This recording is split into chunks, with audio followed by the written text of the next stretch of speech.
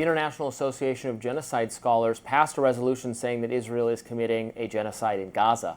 The organization is the largest in the world of scholars who study genocide. There are around 500 members worldwide. The resolution, which 86% of those who voted on supported, reads in part, "The government of Israel has engaged in systematic and widespread crimes against humanity, war crimes and genocide, including indiscriminate and deliberate attacks against the civilians and civilian infrastructure." The organisation's president, Melanie O'Brien, told the AP, quote, "People who are experts in the study of genocide can see this situation for what it is." Of the IAGS's 500 members, 28% took part in the vote. Israel's foreign ministry called the ruling disgraceful, writing in part in a statement, quote, "The IAGS has set a historic precedent. For the first time, genocide scholars accuse the very victims of a genocide, despite Hamas's attempted genocide against the Jewish people." The IAGS ruling cited Article 2 of the 1948 UN Convention, which defines genocide as this, quote, "as a crime committed with the intent to destroy a national, ethnic, racial or religious group in whole or in part. It does not include political groups or so-called cultural genocide." Independent journalist Barry Malone wrote on X, "Palestinians told us. They told us from the beginning." Meanwhile, college professor Wilfred Riley wrote on X, "What actually happened here is that the furthest left quartile of a 93% left-leaning organization pushed for a vote on the point. 15% of them voted against the resolution, and 75% of the organization actually sat out. In no sense of the word that is used by either lay people or actual hard-nosed lawyers, the destruction or annihilation, of a people or group is there a genocide in Gaza." And look, I take his point that the initial headline for the overwhelming nature of the support was slightly misleading when I looked at it more closely, because not everyone in the organization participated in this at all. But frankly, I find it a little, and actually, I don't know if you'll agree with this or not.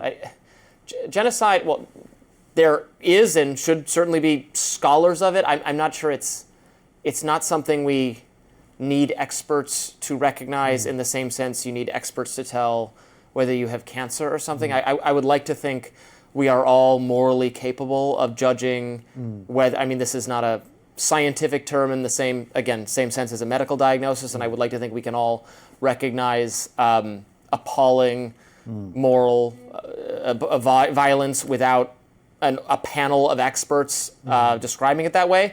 I also don't know whether it is appropriate to describe what's happening there using that term. The kind of deliberate nature of what's happening, I think, is under legitimate dispute.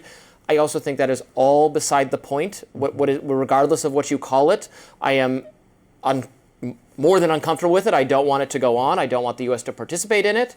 I think far too many people are being killed and starved, whether it's on purpose or it's clearly not on accident or with indifference. At this point, it doesn't matter. It needs to come to an end. Sure. Well, look, I think it is important that this group of people have come together and voted to declare it a genocide. I don't really buy the Wilfred Riley, I think that guy's name was. I don't really buy that argument, because we do not generally figure out the outcomes of votes on the basis of those who didn't vote. If the people who didn't vote were opposed to it, they could have cast a vote in opposition. So I think most elections we calculate what the percentages were of the people who voted. Of the people who voted, it was overwhelming that Israel is committing a genocide in Gaza. I would say, to Barry Malone's point, I mean, I remember quite early in this process being looked at with skepticism by a journalistic friend of mine when I argued that it was clear that Israel was seeking to make Gaza uninhabitable. I based that on what they were doing and on the statements that Israeli politicians had made very soon after October 7th. I think that has been borne out. The genocide thing, it is a term that I myself have generally not used. But the reason I haven't used it isn't because, obviously, of any sympathy with what Israel is doing, which I think is completely appalling. One of the reasons I haven't used it is that you get then into exactly these kinds of debates about, well, exactly what proportion of the population have they killed, and is there a deliberate attempt to do this, that, or the other.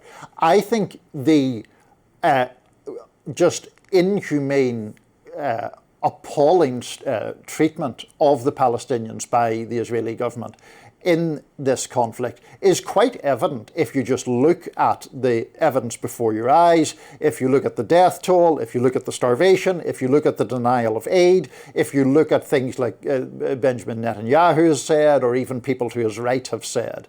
They are engaged in indefensible actions and have been engaged in those indefensible actions for month after month after month after month, and have been underwritten in those indefensible actions by initially a Democratic president and laterally a Republican president, which I think is disgraceful, and I know you have a lot of problems with. So that's, I mean, I could obviously talk about this topic for a long time because it outrages me so much, but that's my general view.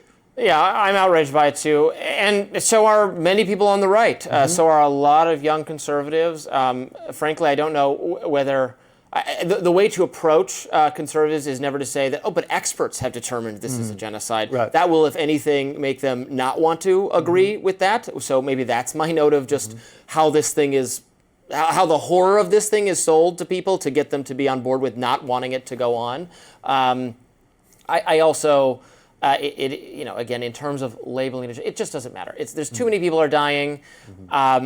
We don't need to overly categorize things.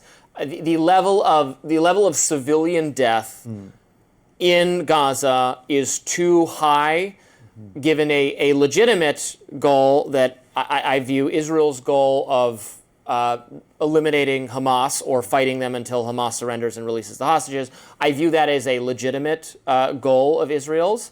However, you can't, you know, to use the analogy, if there's a criminal hiding in an apartment building, you can't just level the apartment building and kill everyone in it, even though going in and getting that person or even killing that person would be legitimate. You couldn't just kill everyone else. The level of death has to be brought down. For certainly some civilians were going to die in this effort, as innocent people have died in every war ever in human history. Some of those wars lacked all legitimacy. Some of those wars do lack legitimacy. World War II does have legitimacy. Most people believe World War II was correct to fight, even though the death toll of innocent German people and innocent Japanese people who had no idea what was going on, who've been propagandized by their own government, we accept was more or less legitimate. We still argue about the extent to that.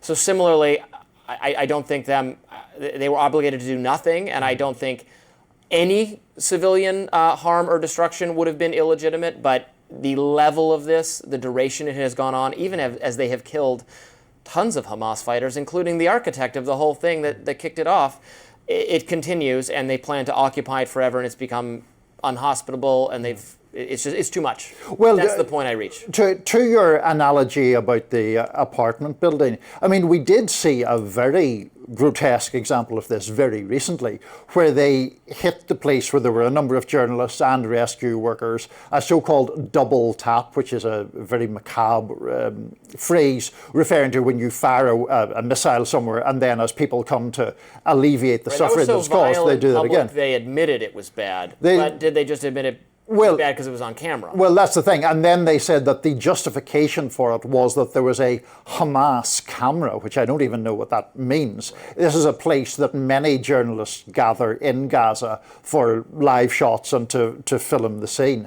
And so that just seemed so, as I say, grotesque that it was absolutely indefensible. Just one thing on the labeling of genocide. I mean, as you can tell, I share at least some measure of your reluctance about that word in the debate. What I do think is advantageous, though, is to understand the deliberateness of this effort, which isn't and can't be justified purely on the basis of a response to October 7th, which I have said many times was a heinous attack. There is, it seems to me, when you look at statements by prominent Israeli politicians, prominent members of Mr. Netanyahu's government, a deliberate attempt to massacre the Palestinians, to push them out of Gaza, to make them cease to exist as a people. And I think it is, whatever term you want to use, I think it is important to acknowledge that level of intent. Stick around, we'll have more to talk about on Rising. Stay with us.